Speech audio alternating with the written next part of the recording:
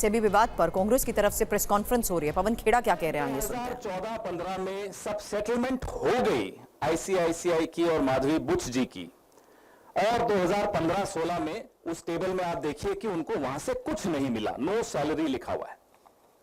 तो फिर 2016-17 में फिर से क्यों मिलनी शुरू हो गई? ये ऐसी कौन सी पेंशन है?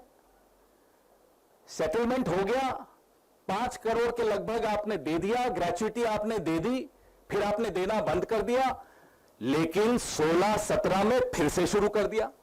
यह बड़ी चमत्कारिक पेंशन है, फिर से मिल गई। ना केवल इतना, अब मैं आपको इस टेबल पे फिर से देखने को कहूंगा। इस टेबल में आपको 2007 से लेकर और 2013-14 जब तक वो आईसीआईसीआई में थी, उनकी तनख्वाह दिखाता हूं। एवरेज अगर आप इसकी निकालेंगे, if you take out the average salary, annual salary of Madhabi P Buch ji when she was in the ICICI between 2007-8 and 2013-14, the average comes out to be 130 lakhs, 1 crore 30 lakhs, 1 crore 30 lakh.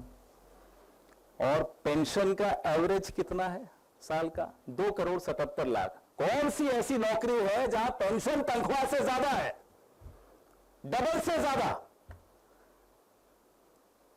ये तो हमें मालूम ही नहीं था। ये तो कल आईसीआईसीआई के जवाब जब आए तो रिसर्च की, पेंशन से ज्यादा तनख्वाह होती है, हमने बचपन से सुना था।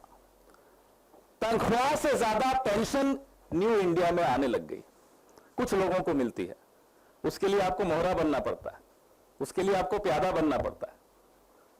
हम इस बात का जवाब, आईसीआईसीआई से हमें कोई गुरेज नहीं है, वो दे दे, हमें कोई दिक्कत नहीं। उम्मीद है कि माधवी पी बुच जी ये टेबल देखेंगी और जवाब देंगी कि ये 16-17 को फिर से पेंशन क्यों मिलनी शुरू हो गई, तथा कथित pension, the so called pension. वैसे मैं आपको बता दूं, ये वही साल है जब वो सेबी में होल टाइम मेंबर बन गई थी। तो जब सेबी में होल टाइम मेंबर बन गई तो फिर से तथाकथित पेंशन मिलनी शुरू हो गई, और पेंशन कितनी? 2 करोड़ 77 लाख।